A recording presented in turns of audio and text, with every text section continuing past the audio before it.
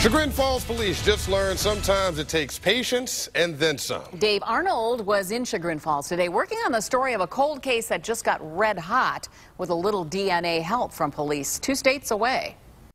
North Street is a pretty quiet stretch of residential road traveled mostly by people who live here, their friends, or lately road crews breaking the late summer silence.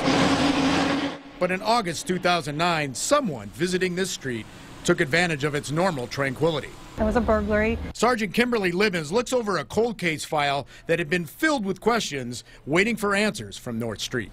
Some people had come to the door of the house and apparently had come back later. 2009 documents we obtained today. Personal valuables taken amounted to a theft of over $20,000. Birth certificates and passports in a lockbox stolen. But one item listed stood out: white cotton socks. This all began with a sock that was found at the scene that didn't belong to the residents. Nobody knew where it had come from, so it was foreign to the scene. Found under a window that had been forced open, it turned out to be the case's key find. Was submitted to BCI for testing, and they were able to pull some DNA off of it. However, there was no match in the system at that time. In 2010, a box of documents turned up in Brooklyn. Just recently, we received a call when there was a match to the DNA. That match came from Virginia. This woman, 48-year-old Barbara Kanasad, a citizen of Poland in the United States illegally. The victim in this case was able to identify her. So far, similar robberies in 3 other states are now linked to Kanasad.